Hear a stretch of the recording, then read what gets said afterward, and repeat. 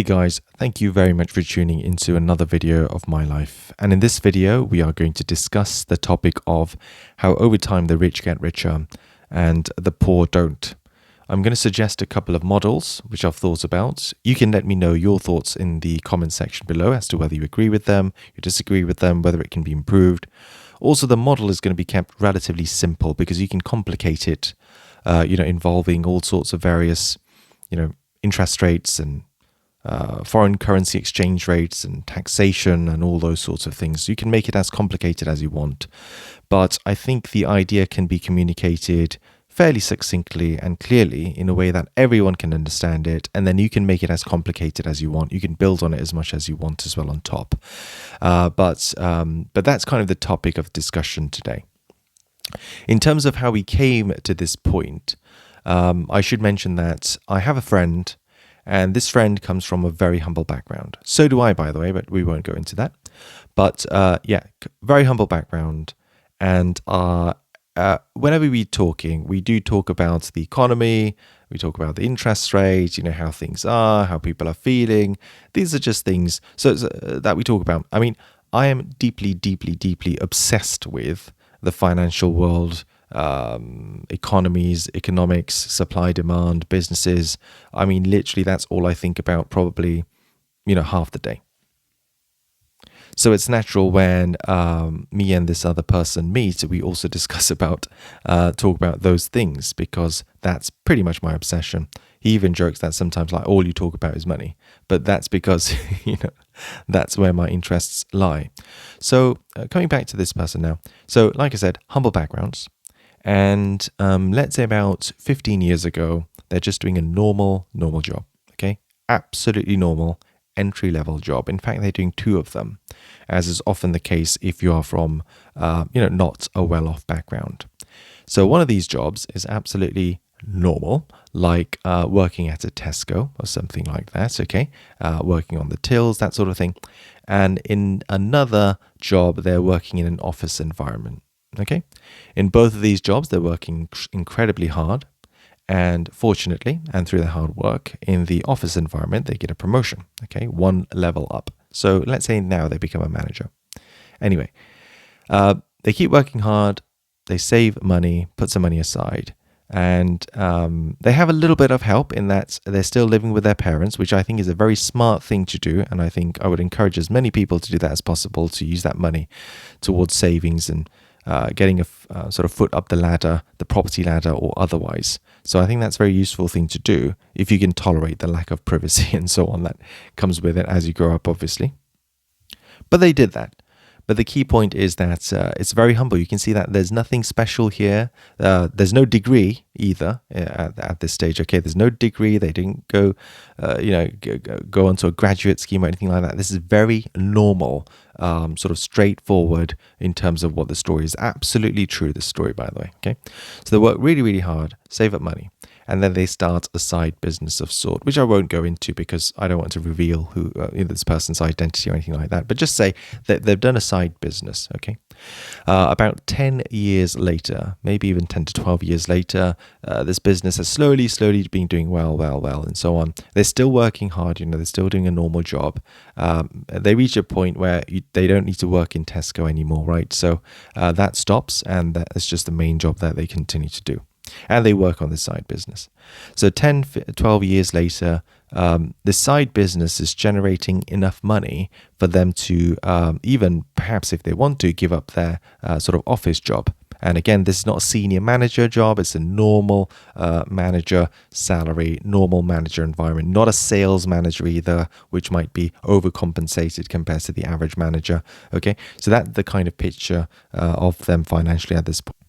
So they now have a choice potentially where they can continue to work in their office job and have somewhat of a above average life, slightly above average, I should say, or alternatively, they can just focus on this business even more and see if they can generate more money. Anyway, what they decide to do, this person, is continue to do the office job and not really expand the business too much and continue to have that on the side as well. Okay, but the key point is, as I said, when we meet, we talk about financial things and opportunities and employment and sentiments and all sorts of things.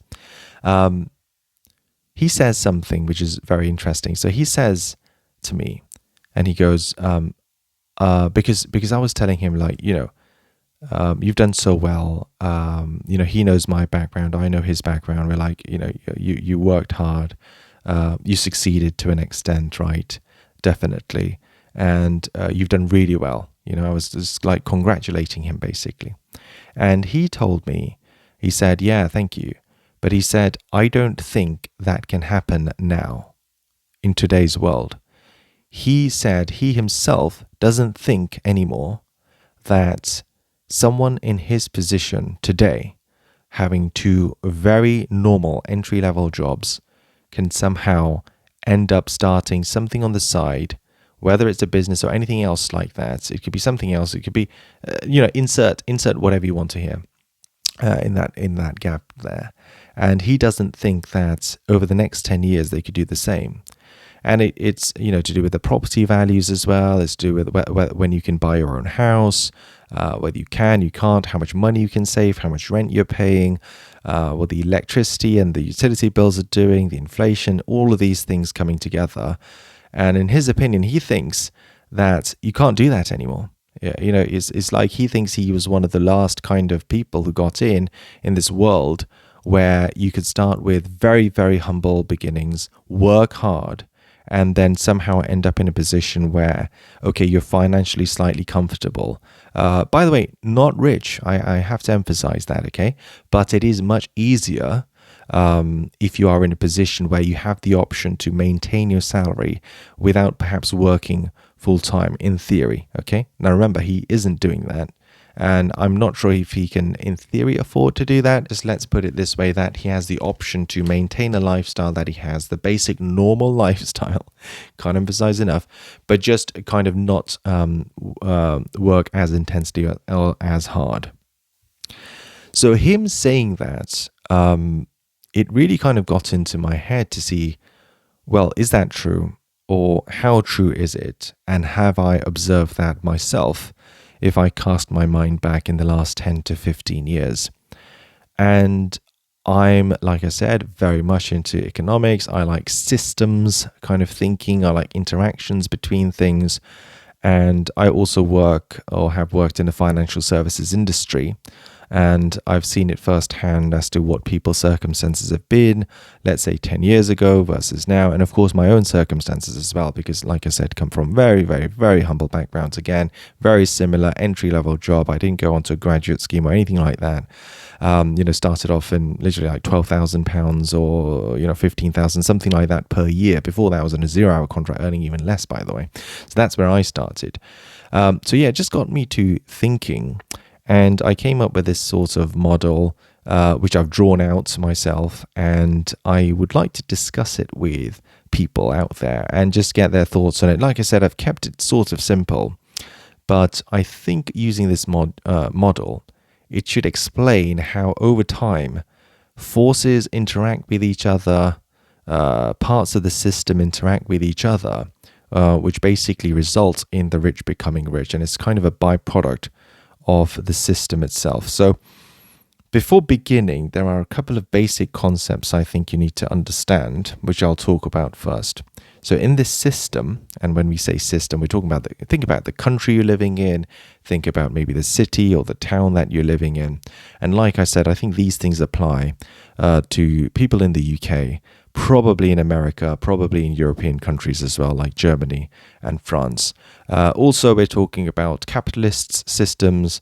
We are talking about democratic systems, although, again, these things may apply to other governmental sort of forms as well as other type of markets. It could even apply in China.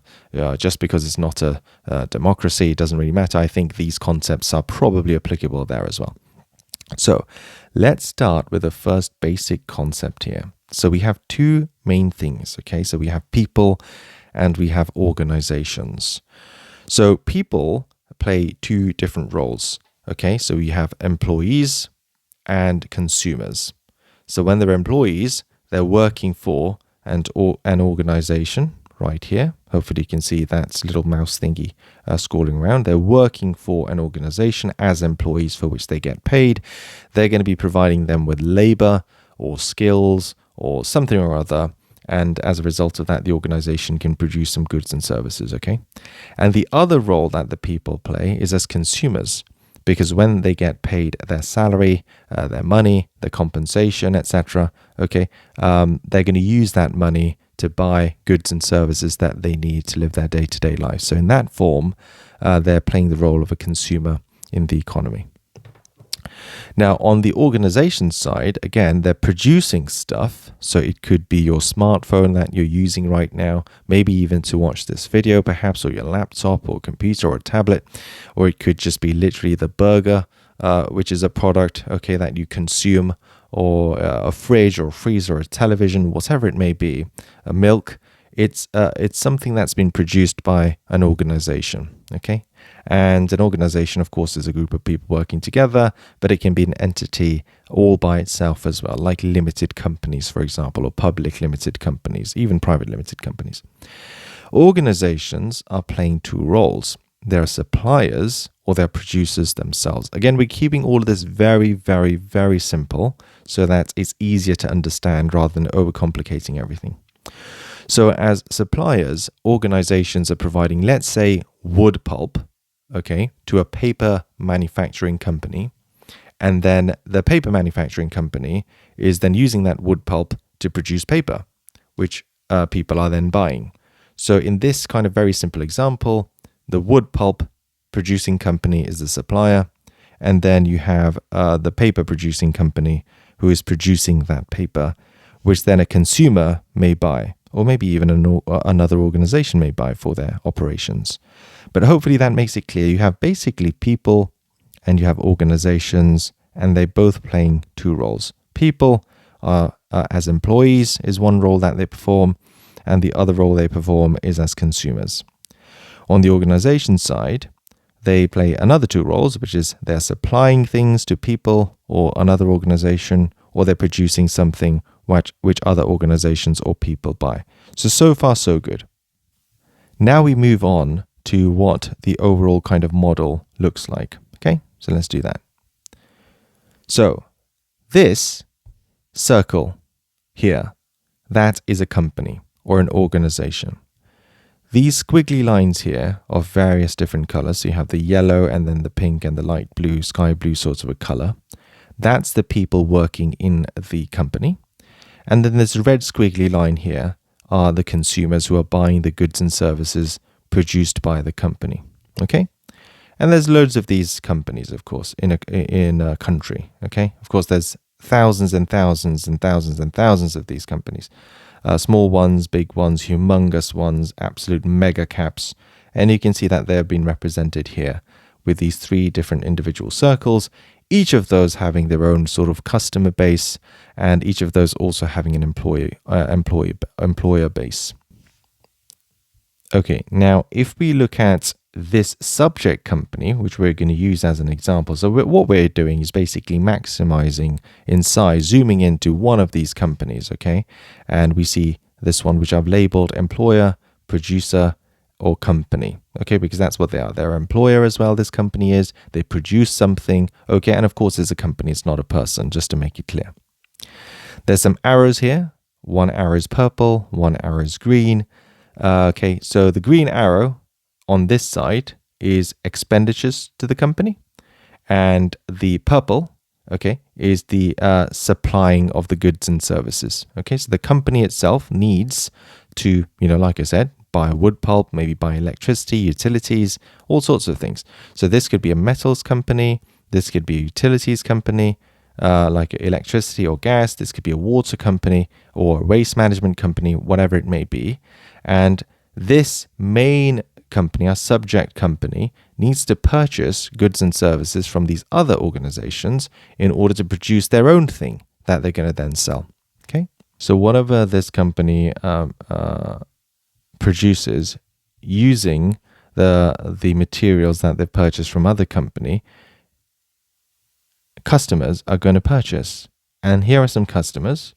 they're receiving the products and services produced by this main subject organization. And in exchange for those goods and services, of course, what they're doing is they're buying it. So they give them money.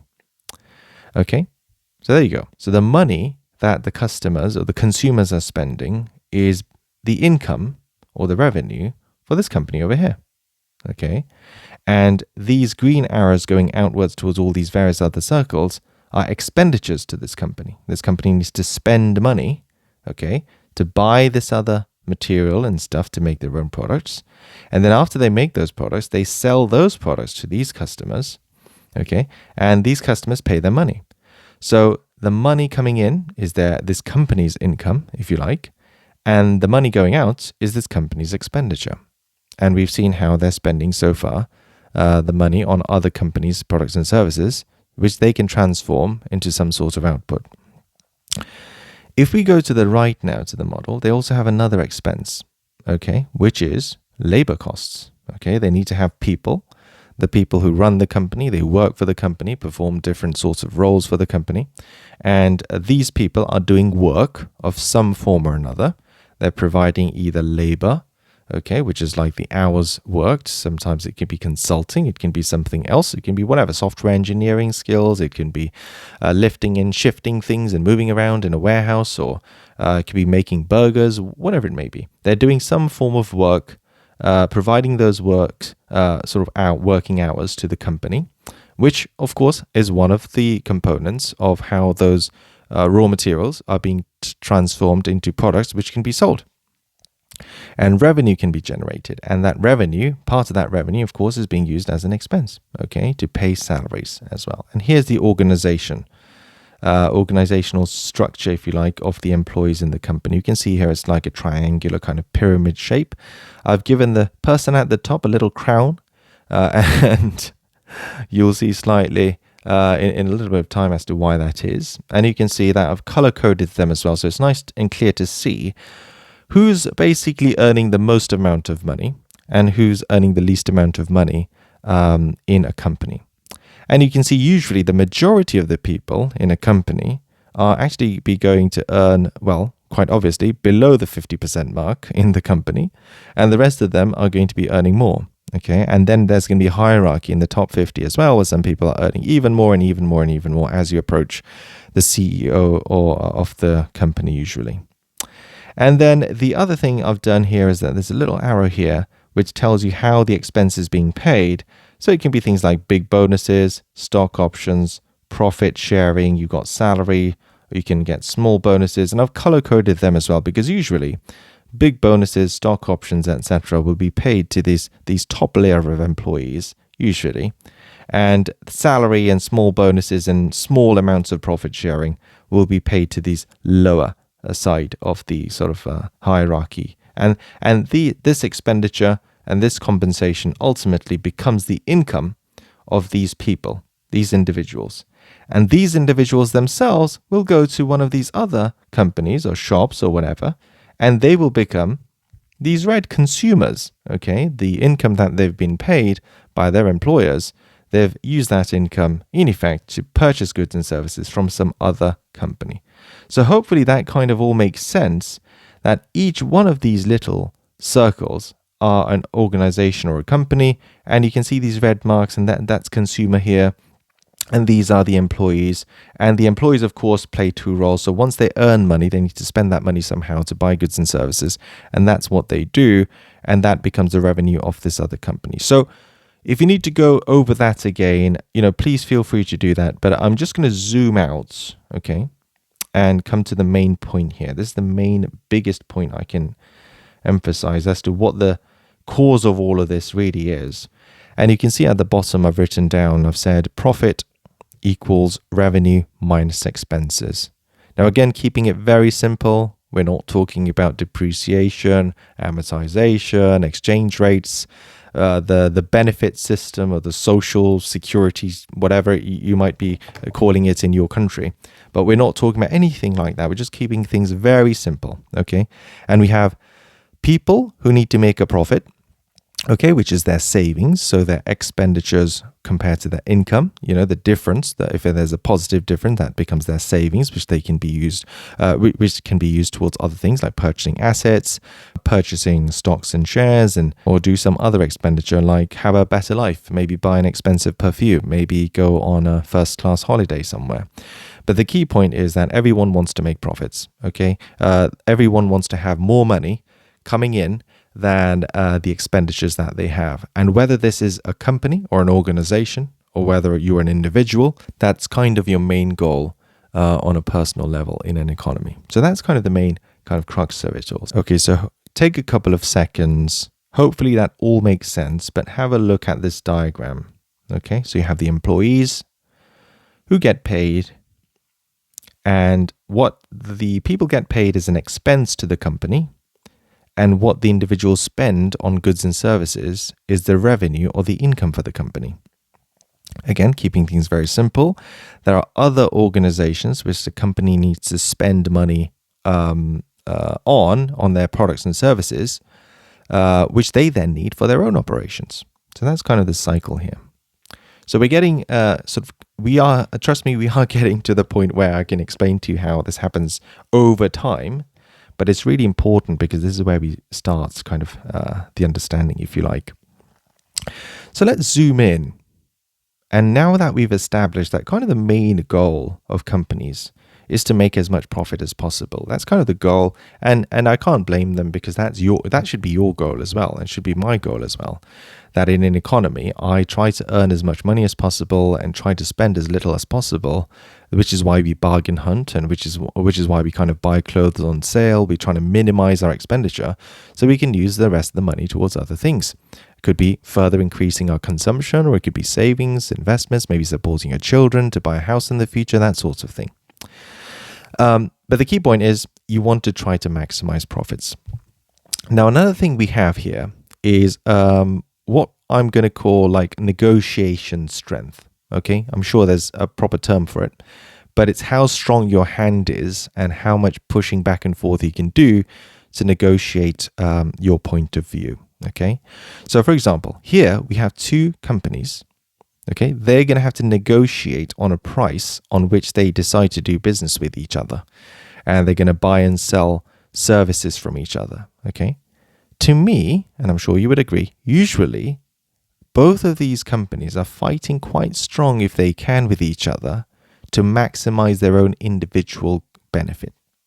Okay, this company, and although this looks bigger, it's just bigger for emphasis. Imagine that these two circles are the same size. Okay, no company is stronger or weaker than the other, but they're kind of pushing each other as much as possible to get the best deal.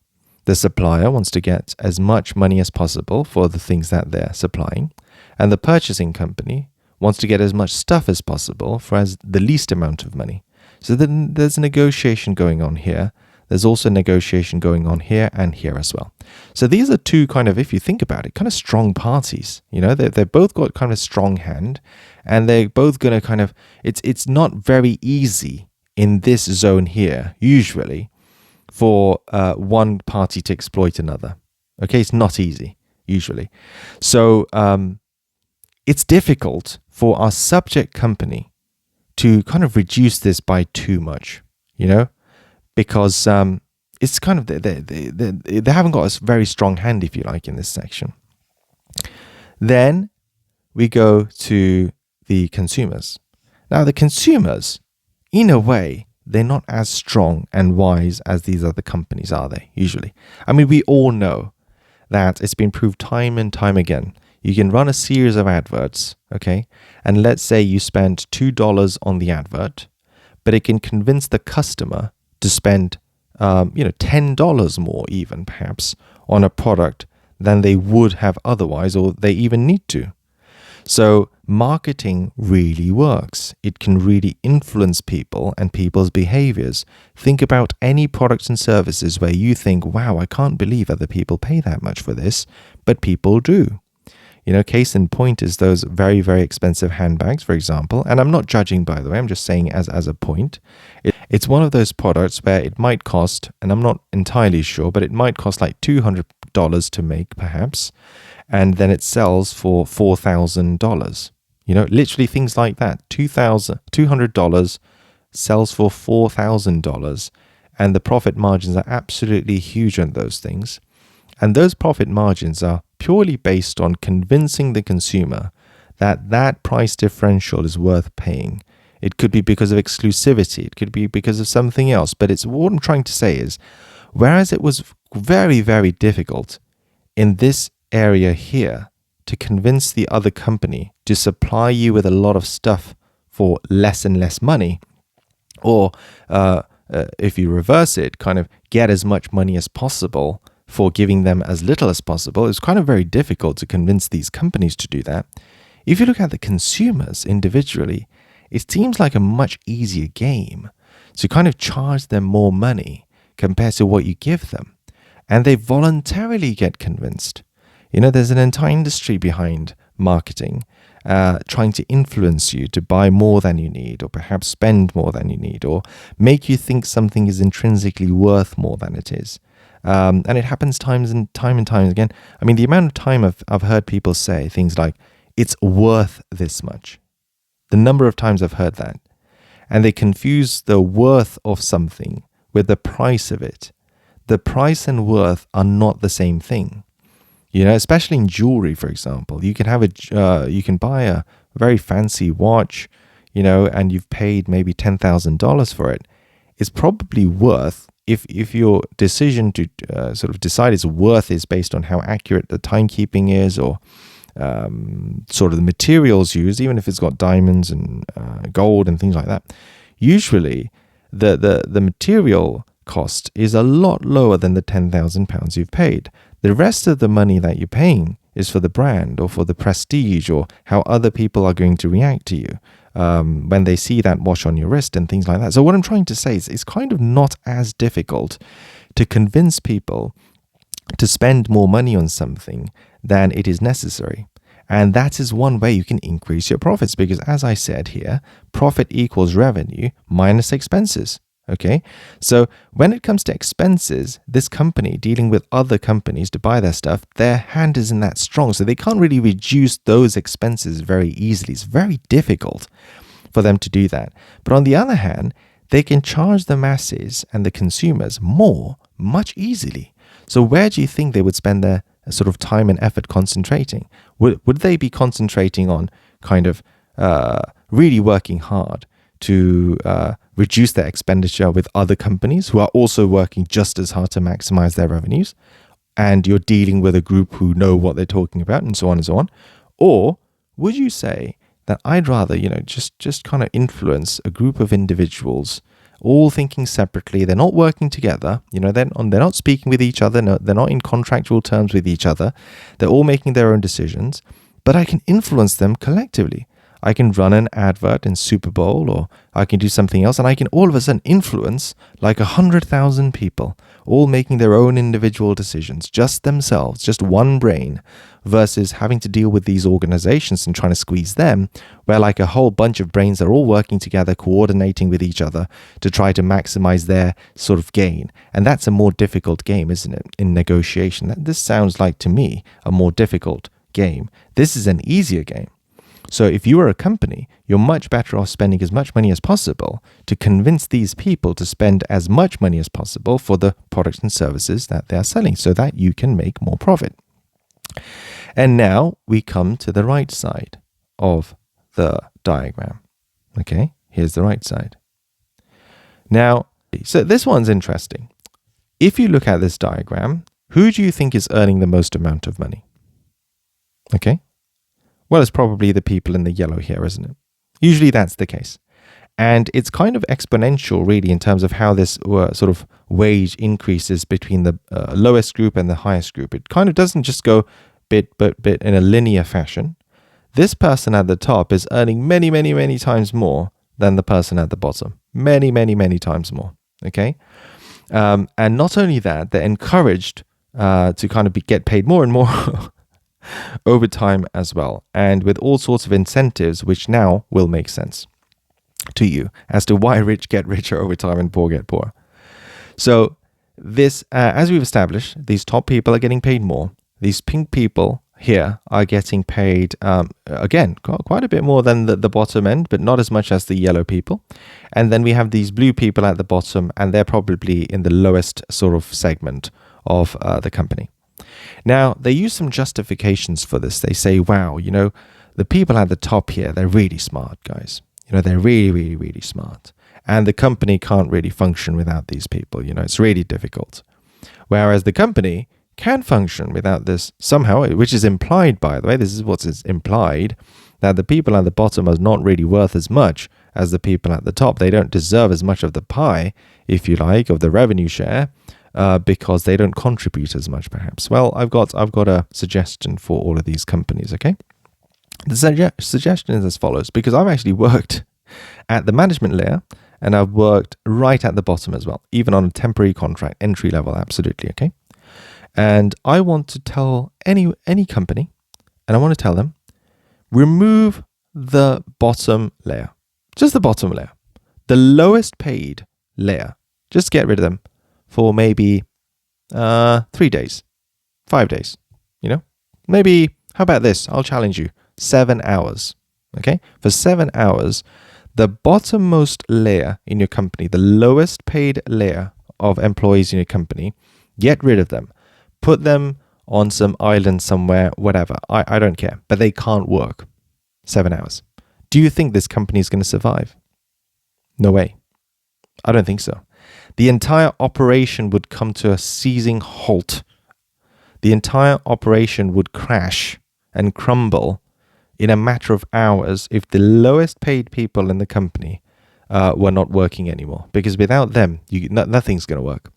Now let's flip the script and let's go to the top of the pyramid, okay?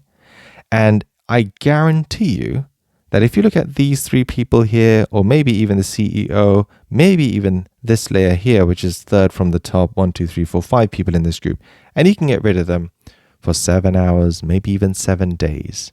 Who knows, maybe even 3 weeks. And nothing bad would happen to the company. Okay?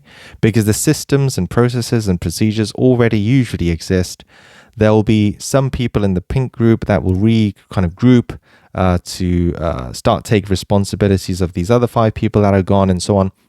And all of a sudden, the company is still kind of working without these people.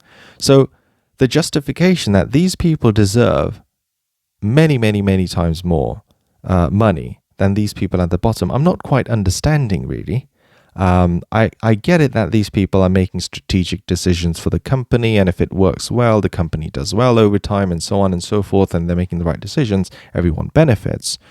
But if you think about that and you go, but hang on, why are they getting paid sometimes 1,000 times more, or even more than 1,000 times more than the people who are earning the bottommost layer of the same company?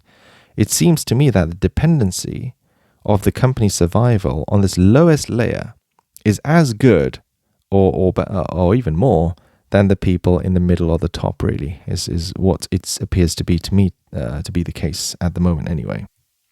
But, of course, that's not reflected in the wages. The wages of these people at the top are very, very high compared to the people at the bottom. And that has been increasing in gap since ever. And again, I'll come to that in a second. But so far, hopefully, everything I've said to you is making sense in some form. Now let's talk about incentives. So I've said it at the top right of this model, right? Big bonuses, right? Stock options. Most people in these lower layer of the companies, if I asked them what a stock option was, they wouldn't have a clue. If I ask these people at the top of the stock option, what stock options are, they're definitely going to know. Okay, trust me. And also you have like profit sharing, or it could be like profit-based incentives. Like if you increase the profit margins of the company by X, I'll pay you this much more. If you increase the profits by this much, I'll give you these many more stock options, all kinds of things, okay? Or if you increase the share price of the company, I will pay you this much more. And those sorts of benefits are often afforded more to the layer at the top than they are at the bottom, okay? So again, going back to the profits, the more profit you make for the company, okay, or you transform the company in a way that it makes more profits, okay, and increases revenue, okay, and reduce your expenses, Okay. The more these people at the top are going to get paid. Okay, lovely. So far, so good. Okay. So as we've established, on the left side of the diagram, they're going to find it quite difficult to negotiate with these other companies to reduce their expenditures, which is one way they can increase their profits. Nope. It's very difficult. Yeah. Just don't want to bother with that too much. So what they're trying to do is they're going to influence these people to spend more money, usually, and increase the profits that way. Okay. In this example, in this diagram. The other thing they can also do is remember all of these wages, all of these people getting paid, they're expense to the company as well. So the higher this is, the higher the wages are, the less profit the company's going to make. And the less profit the company's going to make, the more their own compensation might be affected. Maybe the share price doesn't go up as much, and so their stock options or big bonuses are going to be affected, all right? So what they're obviously going to do is they're going to try and increase the revenue by influencing these people, running marketing adverts and things like that. And on the right-hand side, they go, I know, I have an idea. These other areas will weaken, but these consumers, these individual people seem to be quite, they seem to be in the weak side and we seem to be the stronger ones. So we should squeeze them, increase our profits that way, increase our revenues as well. And on this side, I know, I have an idea. Look at these people in the blue. We don't pay them much. They don't seem to be that strong in terms of their negotiation side. And what's more is they all fight with each other like crabs. If I get rid of some of these people from the bottom layer, and if they kind of, they say, I want more money or something like that. I deserve more share of the pie because I work so hard. Some other person is just happy to step into their boots for the same salary or less.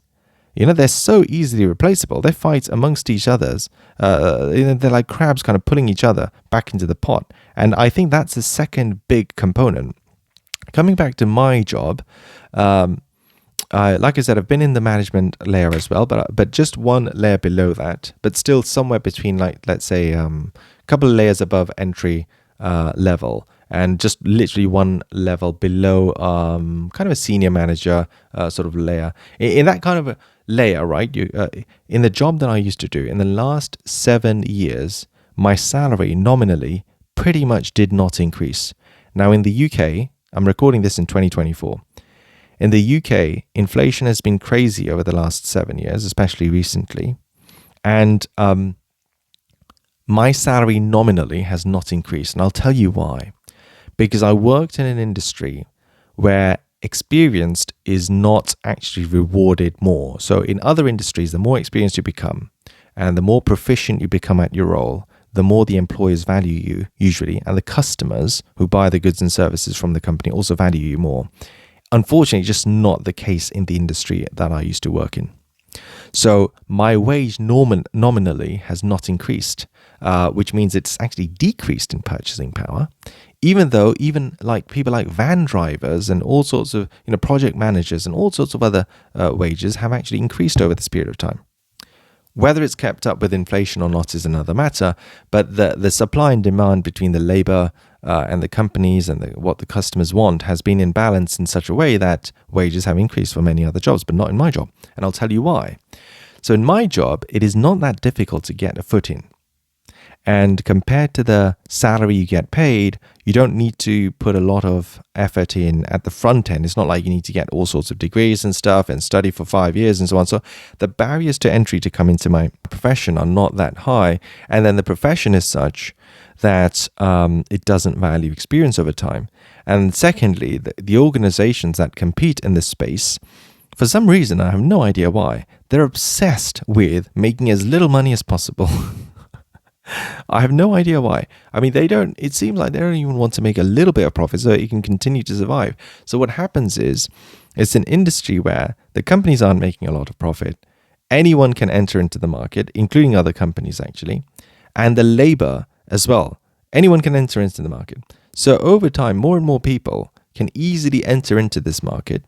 The employers, don't seem to care about the level of experience, and you can just get a job. Okay. And the customers are actually the ones paying for it. They don't realize it, but they're paying for it in my industry. When they are not valuing experience, they're having suboptimal outcomes. but the suboptimal outcomes that they're getting are so complex that they themselves don't really understand. So all they see is the front cost. They'll be like, oh, I just want to pay as little as possible for this service. But then as a result of that, they're getting less experience, which means it's costing them more in the long term, but they can't see that. It's almost too complicated in terms of how they will experience that. But that's happening. It's happening to the industry as well. So anyway, that was one example of how you might be doing a job and your salary is not increasing. But let me tell you something.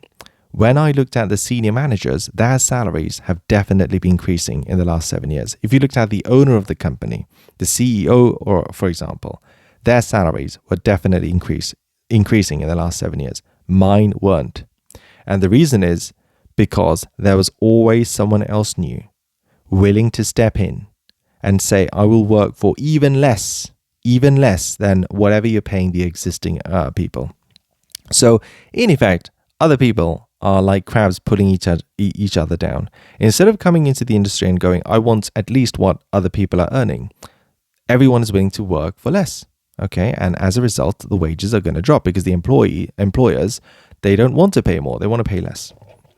So that's one example of, now, I'm not, again, I have to emphasize, I wasn't in the bottom layer or anything like that, but I'm trying to give you one example of how it's very difficult for certain individuals to have a higher wage when the bosses or the people at the top have a built-in incentive to keep your wages low, that the companies make more money, because that's how they'll get more money themselves in compensation and stock options and bonuses and profits and so on.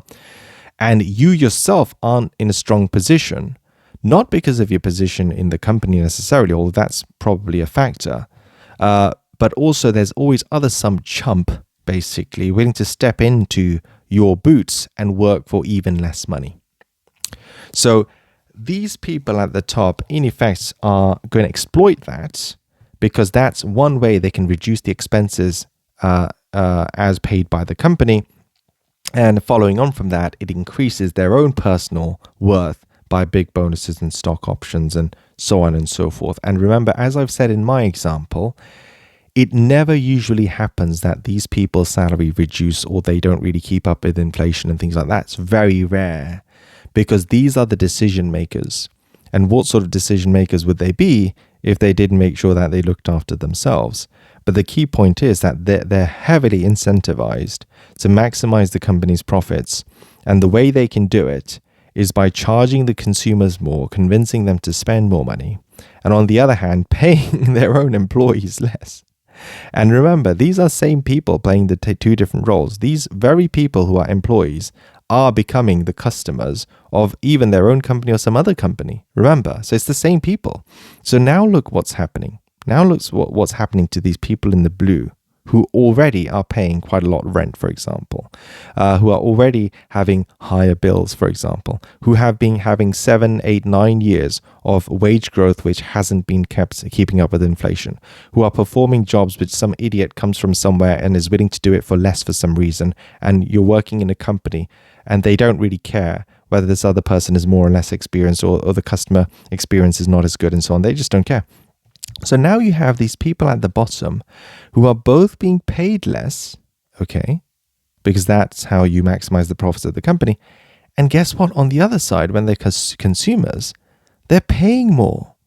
They're being convinced to spend more, and unfortunately, they are influenced, and they will spend more because they have an information disadvantage as well. I mean, these people at the top, and they know all the ways and techniques and ways to influence these people at the bottom who are not, unfortunately, they're not as informed about things and how the world works and so on and so forth, and taxes and income and inflation, all these sorts of things. And they use that information or disadvantage to their benefit, basically. And so you have this cycle going on here where these people at the top are earning the same amount of more or more over time. They're compensated for squeezing these people at the bottom, giving them more and more work for less and less money over time. making more profits for the company, and they keep a share of the profits. Think of it that way, okay? So let's say the profit increases by every $10 profit increase, they'll be incentivized by, okay, you'll get $2 of those 10 profits. These people at the bottom, okay, they might get, 10 cents of the profit increase, okay? That's the difference. These people at the top, $2 of the profit increase. These people at the bottom, maybe 10 cents of the profit increase. So you can see already over time, if you sort of stretch this out over year 1, year 2, year 3, year 4, year 5, year 7, you will see that gap increasing over time. These people being paid less over time, doing more work over time, spending more money over time. These people are earning more over time, being able to save more money over time. So when they have this money saved up, what happens? Or when they're given stock options, what happens? Well, with stock options and things, they own more of this business, which kind of incentivizes them even more to maximize the profits, by the way. And the second thing that happens is with the spare cash that they have, they might buy other stocks and shares. They might buy property which is rented out to the people in the bottom here, or they might buy companies which then buy properties. In the US, for example, that's a big thing, and kind of that's what happens over time, where they're accumulating more and more assets. And the reason that happens is because the value of money increases more than the nominal increase in the sum. So £1,000, it is not just worth 10 times £100. It's worth more than 10 times, okay? Because the amount of stuff you can do with £1,000, the amount of opportunities that would open up is more than what you can get with £100. Similarly, £10,000 is not just 10 times the value of 1,000 really, it's more than 10 times. And that's also because of economies of scale. So if you're going to a shop, imagine, and you have £1 million to spend, they can do a cheaper deal for you than if you go to a shop and you say you have £50,000 to spend or £10,000 to spend. The more stuff you are able to buy, the cheaper things get for you, it looks like, per unit, okay? And the more opportunities then open up for you as well. And guess what? You can save more money and then use that money to make more money or buy other stuff and things like that. So you can see even just having more money over time allows you to buy more things proportionately to these people at the bottom as well. So that's the second thing that happens over time. Now, I have to emphasize here, there's no judgment here in terms of running a business, running a profitable business, even having a buy-to-let property portfolio. There are loads of people, who in the 80s and 90s, and they were in this blue area actually, and they did buy property, and they do have buy-to-let properties and loads of them and so on. And I've got no judgment against them, none whatsoever. In fact, that's what my friend is saying, that he feels he's one of those last group of people who could do a normal job and save up money and think smart and work hard and do all of those things, without a degree or anything like that, and still end up somewhat financially self-sufficient or reliable. And he's saying that that's not possible anymore. It's not possible for these blue people down here to somehow do something which allows them to have the wealth of these pink or yellow people. Now, of course, in this example, I'm trying to exclude promotions within the company because that's not often a realistic prospect for many people. The key point I'm trying to make is that it used to be the case that you didn't have to move up in the company at all. And yet, by the time you were older, you did end up owning your own house and you had enough savings and you could support your children, even pay for their weddings and stuff like that. You could have that dream, and that dream could come into reality without really having to focus on just working too much or having 3 jobs and so on. But that's the reality now. And ultimately, in terms of summarization for this section, what I'm trying to say is that you can see in this model how the reason this is happening is because you have to influence people to spend more money, as much of their money that they're earning as possible. And on the other side, these people at the top, they're incentivized. And by the way, I'm not saying this is a conspiracy. I'm not saying these people in the yellow are evil or these people in the pink are evil. They're bad people. They're not. They're just playing the game, if you like, as best they know and how they're supposed to and how they've been incentivized. They've been incentivized to increase the profits. And once you get to these layers, it's very clear to see that you can't really reduce the expenditure on the raw materials and stuff that your company needs. It's not easy, but you can influence these people to spend more money than even sometimes they can afford. I mean, think about how many people buy things and you look at them and you go, how can you afford that? And it's on credit cards or it's something else and they're paying interest on it, or it's on Klarna. They can't afford it. And yet they've been convinced somehow to spend that money, whether it's to adverts on any online platforms or whether it's on the television, but whether it's cultural. But somehow, one way or the other, they've been influenced to spend more money. And on the right-hand side, those very same consumers are being paid less and less and less and less over time. Well, what's going to happen then in that case? It's very clear to see what's going to happen. They're going to have less and less and less savings over time, this blue group. And as they have less and less and less savings over time, they will be able to buy less and less of stuff in terms of assets. They can't buy their own house anymore.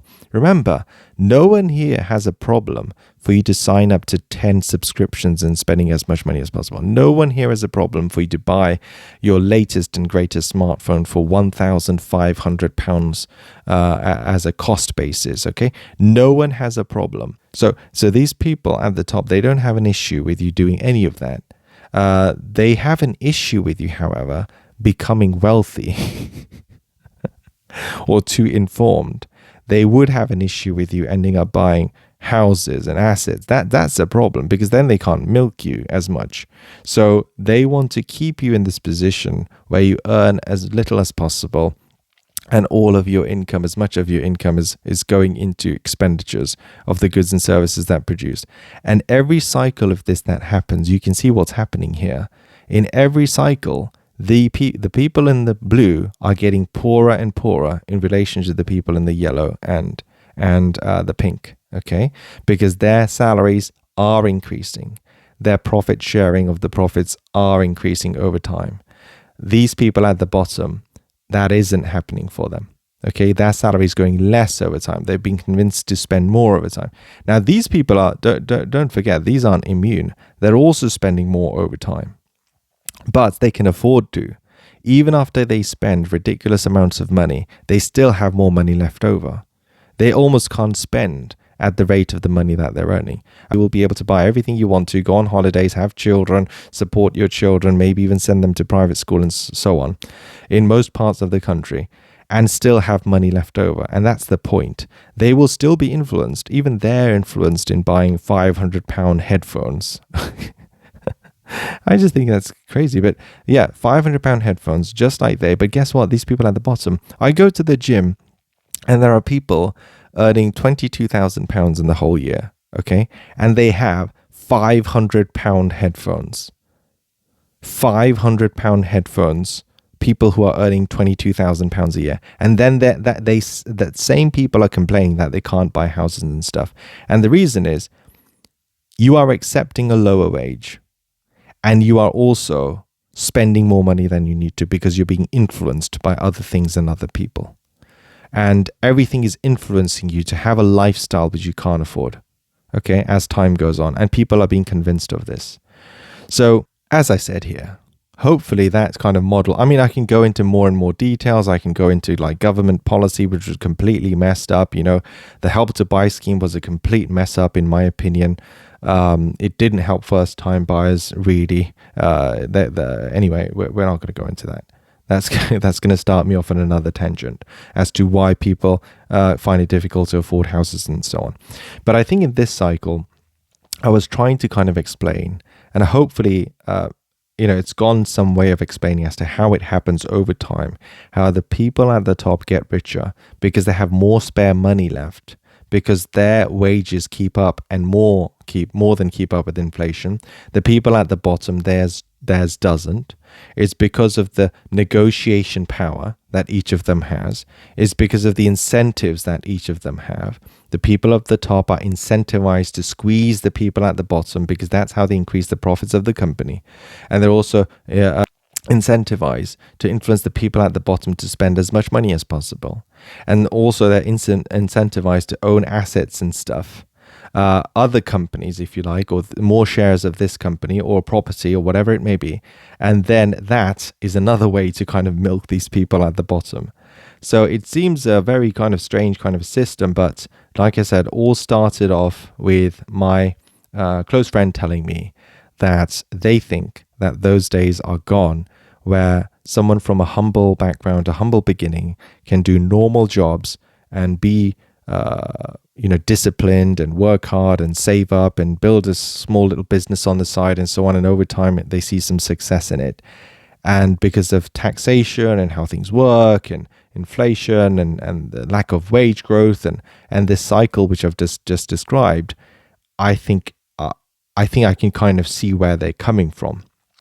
Now, before wrapping up, don't want to end on a completely negative route here. So what can you do to kind of escape this cycle? And is there a way for these blue people to escape it? And I think there is, okay? But unfortunately, it's few and far in between. So I think one thing is definitely, if you have your children, the old saying of, just work really hard, get good grades, or get into a nice apprenticeship or whatever it may be, get your education and then work really hard and get your promotions, get on a good undergraduate scheme or, the best university you can get into. It doesn't need to be top university, it's just the best university you get into. I think those things are definitely going to work for you still, even in today's world, I think. But for those people who are not in that position because they're working just a normal job, they didn't go to university, they're kind of older, they can't really start again from scratch, like £20,000 on apprenticeship or what have you. The point I'm trying to make is for those people, the options are very limited. I can't really see what strategies they can implement, what things they can do to get themselves in the upper layers, or to put themselves in a position where financially they're much, much better off in the future, or do something like my friend did. For those people, I think it's kind of, I'm struggling to think about these things as to how they can overcome these challenges. The government and the MPs, etc., they also play a part in this. I don't have much hope that end. And the reason I say that is because all the MPs, whether they're Labour, whether they're Conservative or any other party, and of course, if you're in your country, you can insert your party name here. But they're all kind of part of the upper, richer people as well. Doesn't matter if they have a working class accent or whatever it may be, by the way, that doesn't matter. There's been scandals recently, even Labour MPs, they're kind of avoiding stamp duty by playing around with rules and things. And there was that scandal, if you like, I can't remember if it was House of Lords or something, where there's this businesswoman who's already incredibly rich. She's already incredibly rich. And she did something where she owned a company. And then she was also responsible in the government to sign off on a contract which gave that company the right to manufacture masks or sell these COVID masks to the government at the time. And she would have made like £10 million something personally. She was already rich.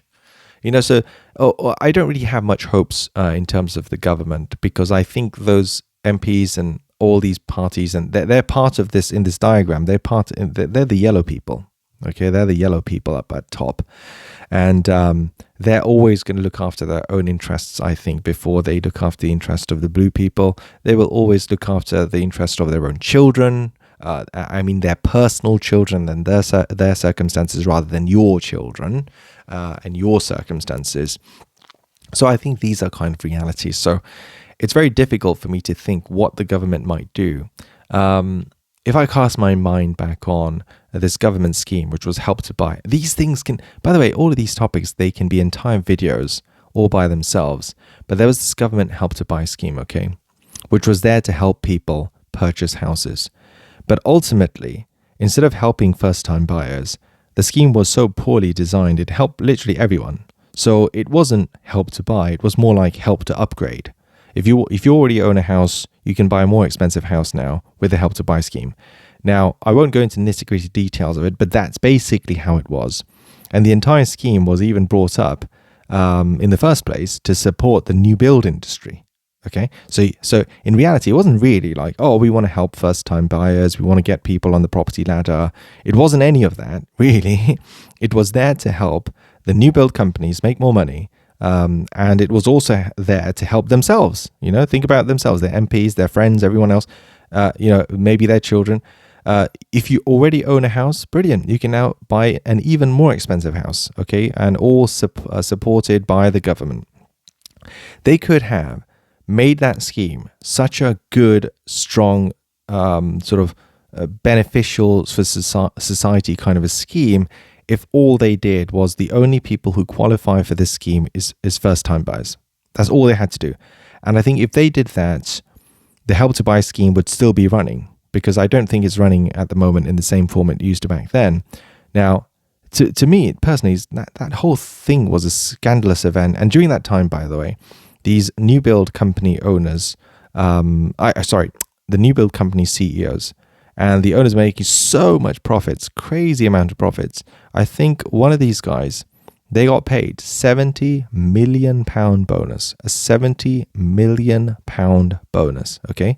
And the industry boom was as a result of the government Help to Buy scheme, pretty much. So that's what the government did. What did they do? They had an opportunity to come up with a scheme which could help just the first-time buyers, prevent properties from just going up and up and up at an increasingly pace. And they had this opportunity to modestly support the new build companies. But instead of that, what did they do? They had the scheme which was open to everyone, even people who already owned a home. Okay, so they didn't need help to buy. You don't need help to buy a house when you already own a house. And they did it in a way that basically the new build companies make crazy amounts of money. And the moment that the Help to Buy scheme stopped, okay, and there's a combination of other economic things that happened in that time as well. But the moment the Help to Buy scheme stopped, pretty much all the stocks have crashed since then in the new build market. And that's because it just goes to show how much of the industry was pretty much being supported by this new build government Help to Buy scheme and how much demand there actually was. I personally, again, no judgment here. It's just about playing the system, playing the game. I personally know a couple of people who during this Help to Buy scheme period upgraded their house 3 times. 3 times, okay? So they bought the first house, then the property price increased because of all this Help to Buy stuff, which were inflating prices as well. And then let's say a couple of years later, they buy another one, then a couple of years later, buy another one, okay? As in they move house, okay? So they're not owning 3 houses at the end of it all, but they sell the main house, then they buy a second one, then sell that. And at the end of this cycle, mainly through the government's help, they've been able to buy a much more expensive property than they would have otherwise. But guess what's happened as a result of that? The property prices went up. So the first-time buyers who should have been helped by this scheme, they weren't really helped because the property prices kept going up. And when the new build property prices go up, second-hand property prices also went up. But for the second-hand property prices, you couldn't get, if I remember correctly, Help to Buy. The Help to Buy was only for new build houses. Doesn't that sound strange to you? So now the government, in effect, had a scheme which allowed people to upgrade their house, but only if it was new build, not second-hand. And then, as a result of that, the second-hand prices go up as well. So all the prices go up. All the prices go up. All the houses, new houses, second-hand houses, everything. And first-time buyers at the end of the Help to Buy scheme can't afford the new prices which the government have basically helped reach. And in the meantime, these new build companies are making crazy amount of profits and people getting paid £70 million as a bonus. You can't make this stuff up. So I think, to rely on the government or the MPs to do anything, I think it's wishful thinking, to be honest. They will always do things that benefit themselves and their own families before they do something that benefit you. Unfortunately, that's just the reality. So this was a very long-winded way. And thank you, we went around the houses, but thank you for staying all the way through if you did. Hopefully this helped you. But in summary, the rich get richer, the poor don't. even the average don't. And the reason is the rich are basically milking, one way or the other, however you want to phrase it, the bottom. Okay, and not only that, the bottom are so ill-informed on things sometimes because of how everything works and how information sharing works. They are more likely to be influenced to spend more of their money. They're having increasingly less power in all these negotiations. Companies have negotiating power. The top percentage of the people have negotiating power, but the bottom don't. They don't have the negotiating power in wages. They don't have the negotiating power in purchases. Well, guess what? They also don't have negotiating power in where they live, in the electricity they pay for. They have no negotiating power in anything. And these other people do. So over time, that gap has to increase. You are on the losing side of the table. Now, there's many different ways where you can try to address this from happening in the future, where the extremely rich get even more and more rich. And there's one thing you should look at. There was a very amusing image, which is kind of based on the truth, actually, which you can find online, so you can search for this. But it shows how many people control the top 50% of the wealth of the entire world. And many years ago, let's say that was 500 people, or whatever. And at some point, you can fit in all the people who control 50%, the top 50% of the global wealth in an airplane, like a jumbo jet. And then fast forward a few years, and that number has reduced to the number of people you can fit on a bus. Okay, and then you fast forward a few years more, and you find that maybe in a country or at a global level, the top 50% of the wealth belongs to the number of people you can fit in a car. And if you forward this on in time over and over, you will reach a point where it's two people that control the top 50% of the wealth of the entire nation or entire world. And going forward even further, maybe it's going to be one person. So I'm not going to make comments about whether that is a good thing or bad thing, because I don't know. I think there's too many moving parts in that one for me to analyze, but that's an interesting thought experiment. Now, to address that, you have to look at something. Why do people want to become billionaires and have extraordinary amounts of wealth which they can never spend, or neither can their children or even grandchildren, if they were sensible and they don't just put it all on red or black on a roulette wheel in the casino? And the reason is because you do want to live in a society where people who contribute immensely to improve the well-being or productivity of the rest of the humans in the world or in the country, they should be rewarded in some form, because that's their motivation. And the way we seem to reward things at the moment is just by allowing you to accumulate extreme amounts of wealth and then also get yourself a sense of importance. You might be receiving awards and things like that. So people are basically chasing a sense of sort of importance and accumulating vast amounts of wealth. Okay, that's what they're searching. So purchasing power, financial independence, along with other things, but those are the probably top two, I think. So to address the wealth side of things, to having sort of prevent people from accumulating so much excessive wealth, you could sort of come up with something. And I thought about something. It might be difficult to implement, but think of it like this. So you allow someone who has made this sort of contribution to accumulate up to $1 billion of wealth. And that is their personal wealth, and they can spend on that on whatever they want, absolutely whatever. They can even gamble with it. They can take high risks with it, whatever. But you can only do it with $1 billion of your own personal wealth. Anything above $1 billion, so let's say you own 30% of Amazon or something like that.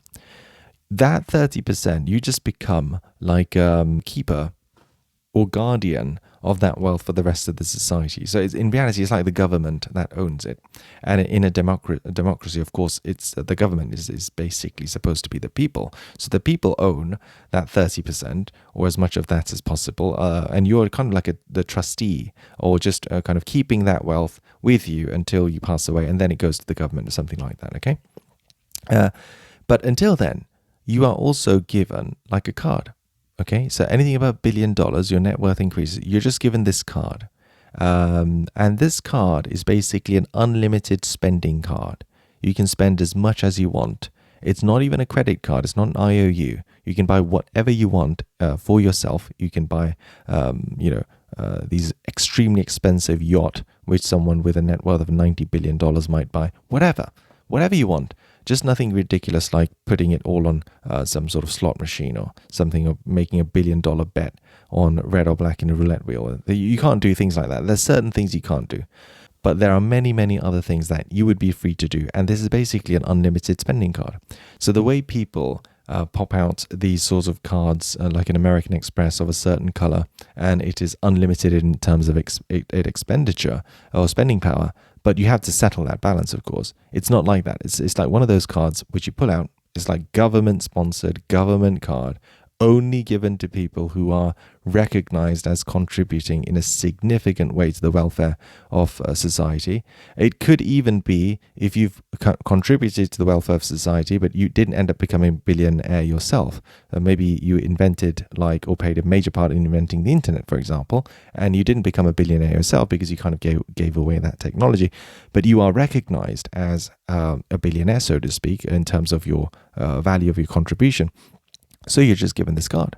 So if you're out and about and you want to spend some money, and you spend the money on this government card, people should respect you on average. They're like, wow, he's got this government expenditure card. He must have done something very important to benefit mankind. Okay, and he might be a good sort of custodian of wealth even now, because he might own 15-20% of Amazon, and he's kind of the custodian of the government's wealth until he passes away or she passes away. So that's one sort of an idea. Now, it's very difficult to implement, but it's more like a thought experiment to say, okay, you can have personal wealth, and you can have personal wealth of an amount which is stupendously large, £1 billion, which you can do whatever you want with.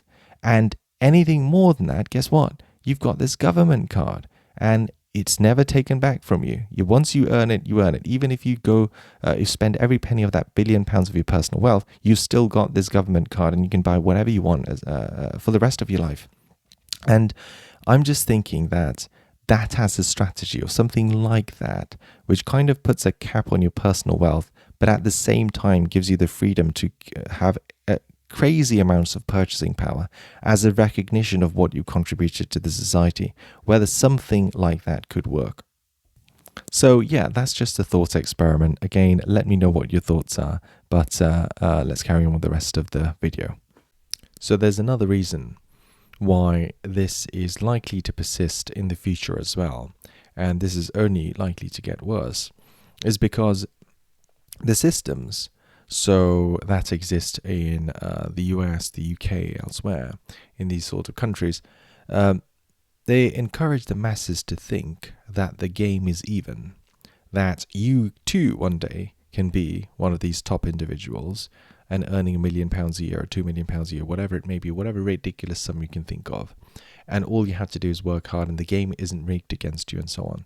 They will put aside these facts, which are that, these people might have gone to particular schools, particular universities, coming from particular very specified backgrounds. It all can be very cliquey.